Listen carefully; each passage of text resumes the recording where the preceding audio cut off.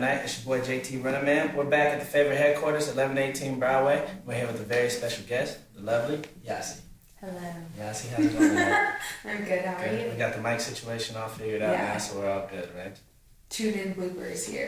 We got some bloopers for the show too. So let's jump right into it. Cool. I want to talk about basically your upbringing a little bit, because I feel like your culture and your race and everything about you is kind of a big part of you as a person, but also a big part of you as an artist. So I want to talk about, like, let's get back to the roots. Where are you from, and where's your family from? Let's start there. So I was born in Denver, Colorado. Okay. My parents are both from Iran. Okay. My parents came here separately. My dad came here in the 60s and my mom came here in the 90s. Oh, okay. So yeah, I have been raised by like TV and the internet. That's how I learned American culture, but I wouldn't take back like where I'm from for anything. Yeah, you're really proud. You're good. Let's take it back a little bit. When did you during all this time, when did you start experimenting with music and figuring out that was kind of your niche? So I always loved music growing up, and again, like going back to like how to connect with American culture, music was like how I made friends. Okay. So I remember. You guys would bond over certain Yeah, exactly. Like that's how I made my first group of friends when I moved to a new school. I was like, I like music that you like, but making music, I started doing that when I was like, actually like third grade. I would mess with like garage band and stuff, and then the older I got, I kind of would come back and leave music a lot, because when you're growing up, like being the choir kid is not cool. Things, and sometimes you want to be the basketball star. Yeah, exactly. And like my parents would always push like sports and school on me, because they thought those were two ways to get a scholarship. Obviously, yeah. So like that was always pushed in my face, and my parents were like, yeah, you're good at music, but like whatever. This is what you need. They refused to like get me singing lessons, guitar lessons, like none of it. And like every time I would try, they wouldn't really like let me continue. Okay. And so for me, I just always was like, okay, music is just something for fun. Like a hobby. Yeah. And then I wanted to go to like KU for like sports journalism, but I got denied. And like, who gets denied from KU? Like literally, who gets denied from KU? Nobody but me. Like I still am like, what? But then my math teacher was like, yo, you're talented in music. There's schools that have like music business. You should go do that. And then after that, I was like, yeah, I'm just gonna do music. It's the only thing that makes me feel like I matter, and I have like a say, and I can like cope with my thoughts. And express yourself. Yeah. So that's kind of my journey-ish. At that point, when you kind of did decide that you were going to take music seriously, were your parents more supportive, or they kind of like... No. Okay. No. My parents didn't get on board until like a year ago. Really? Okay. Yeah. Just because, like for them, it's like they came to this country for like a better opportunity. They worked hard to exactly. And like they worked hard to put me through college. They like worked hard to... just give me a life that they didn't have, because their lives were really hard growing up. And that was also like, something in the back of your head where you're like, am I really going to do this and like kind of risk everything that my parents have done for me? But I kind of one day just looked at them and I was like, look, like I couldn't do music if I was in Iran. It would have to be very low key. It would have to be like hidden. They have like kind of an underground kind of scene. Yeah, like the underground scene's huge, but like over there, like if you want to play concerts, like it has to get approved by the government, and women like usually don't get approved. So when I told them that, they were kind of like, shit, she's right. Yeah. And then like I think when they just like would come to shows and like see that people actually thought I was talented and were receptive to what I was doing, they were actually working. Yeah. Then they were like, okay, like we get it. And like now my dad comes to like every show of mine that he can, and like same with my mom, and I mean they're on board, like they know it's hard, and like whenever I like call my mom and cry, she's like, you picked this, you knew it was hard. And I'm like, okay. So Gotta do my other stuff. Let's talk about how kind of like you what's your process like? You write all your own music, right? So what's it like when you're writing your music? Take us through a writing day in Yasi's. Every time I write, it's different, which I tried to do after I read about this quote that was like, if you do the same thing every time, you're going to get the same results, and I never wanted to have the same song again. So sometimes it's like, I'll just write a song, and then I'll go to my producer's house, and he'll play a beat, and I'll try and like match those, Or other times it's like, he plays me something, I write it right there, or like, I'll go back and like find songs from like 3 years ago that I wrote that I'll like try and add. Yeah. Because it seems like you have a background in like a lot of, like kind of like a hip hoppy kind of style, but then also like a kind of like an R&B, but like you said, like a pop, like a poppy kind of style. So it seems like you're kind of in all those different. Do you have different vibes, or do you know you're writing that type of song, like a hip hop or an R&B type of song when you're there, or do you kind of wait for the beat to come along? Yeah, it's usually the beat. Like, I mean, sometimes when I write too, I'm like, this would sound fire over like this type of beat, or like when I'm at my producer's house and we're building something from scratch, I'll be like, I'm feeling sad today. I'm like, give me some like strings and reverse sounds, you know what I mean? And so every time it's different. I'm really lucky that like Slack is the guy that I produce with a lot. Like Slack. That every time like I go to his house, he just knows me now, and like we can kind of get to a soundscape that we're both happy with. Okay. So you guys have worked together for a little while. Yeah, we went to college together, like that's where we met, and then I asked him to play drums for my band, and then he was like, yeah, like, you know, I produce a lot, and I'd be willing to give you more beats because you already gave me one, and I was like, okay, and we just learned that we work together, and I think what really pushed me to work with him the most was the fact that he's like the only person that can mix my vocals the way I want them like to sound. Because sometimes like I'll go places and I'll be like, why are you putting that much reverb? Or like, why are you not giving me any reverb? You don't know how to tell them exactly what you need an engineer talk. Yeah. Well, I'll always be like, make me sound warm. Yeah. And they're like, what does that mean? And I'm like, I don't know. So yeah, it's nice like with him, and he teaches me a lot more about like the producing and mixing side of things, and I feel like my ear is a lot stronger now because of it. Yeah. Do you have like a kind of a team behind you, or is he one of the only people that you work with when you're making music? Honestly, Zach has been the only person that I've made music with in like the last year and a half. Yeah, it's just us two. I mean, like I have two managers, and my DJ, who's like been my support system for like ever. Shout out Alton. So, what can we expect? What kind of music have you been working on recently? So, I finished my EP, finally. EP's done, y'all. Yeah, EP's done.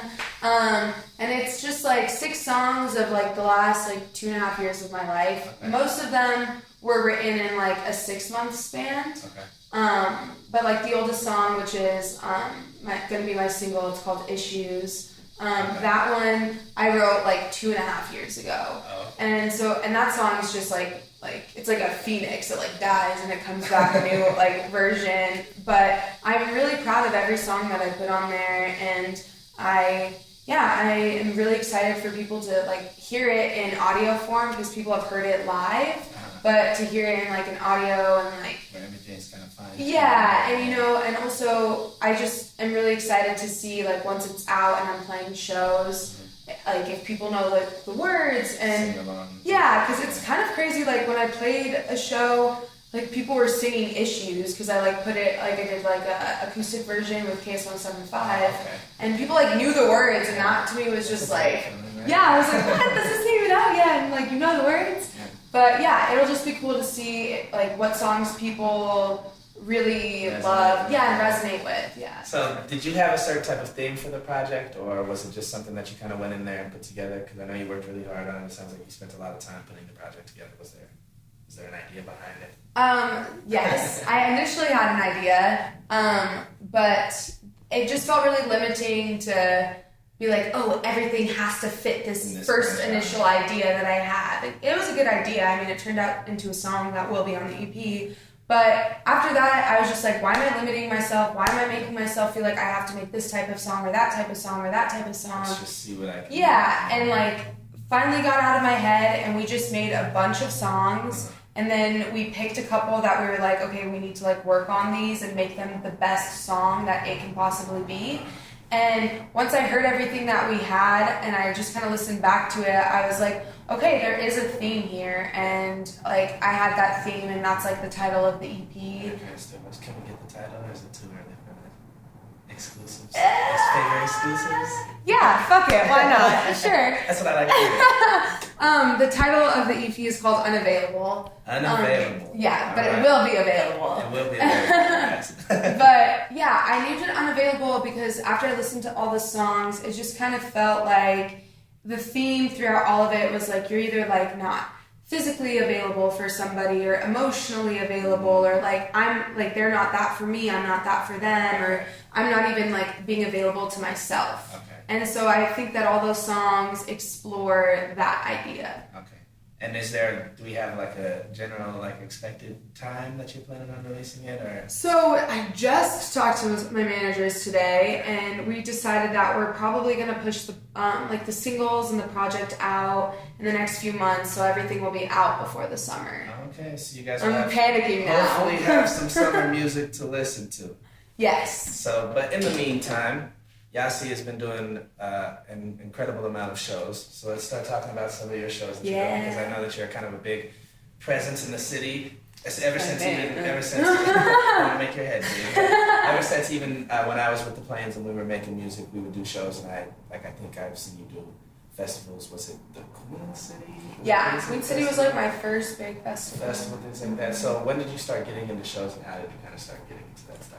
So originally I was in a hip hop band called H-Wood. It was originally just like a guy that rapped, and then he decided, well, his name's H-Wood. Shout out H-Wood. Oh, you know what? But, I think I know who he is. Yeah, he's like my big brother. I love him. Okay. But you know, he just had me come on to do like vocals, and he was like, "You can get stage experience," and I'm like forever grateful for that, because I was like cringy and like awkward on stage.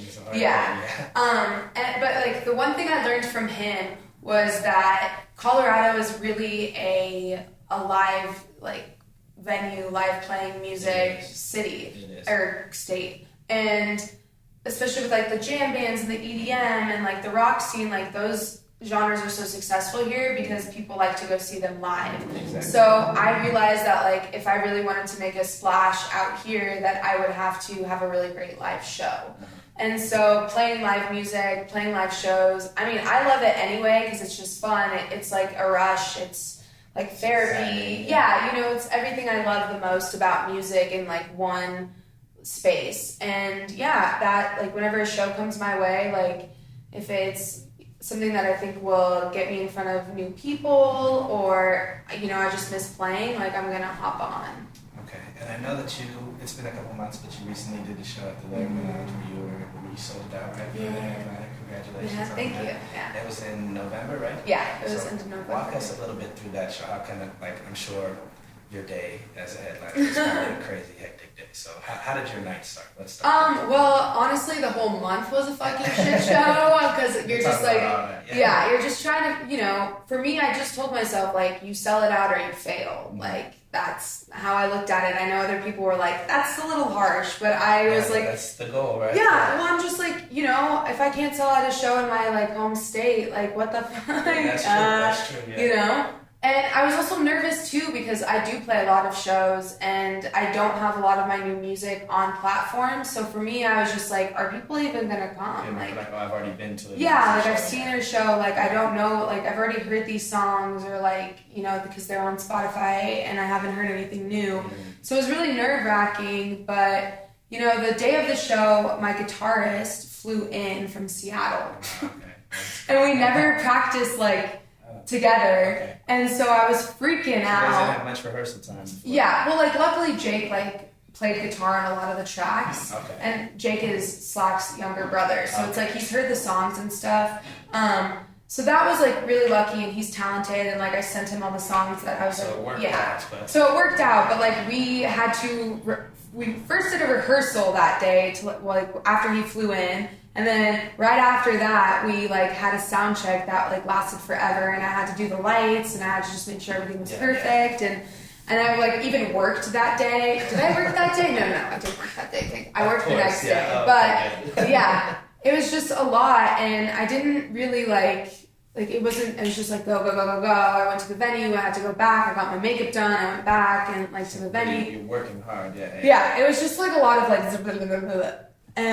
But yeah, it was great. Like it was crazy. I couldn't believe that it sold out. Like I remember it was like 10:30. Like somebody came up to me and they were like, "Hey, you sold it out. Congratulations!" And I was like, "What the fuck? What?" And like my parents were there, so that was like really cool for me. Like I guess the coolest part, besides like knowing that people support me, whether it's like friends, fans, or family, was that my parents got to see it, and like and like people were like singing the words too, and like that was. They got to kind of see your influence on the whole city, right there. Yeah, and I was really grateful. It was like a super surreal night. I really like couldn't believe it, and it's at one of like my favorite venues. And yeah, I think that they give like local people a really like if they really like you and you really give them results, like they're always gonna keep having you coming back. Tony, yeah, Tony's awesome. Yeah, Tony's awesome.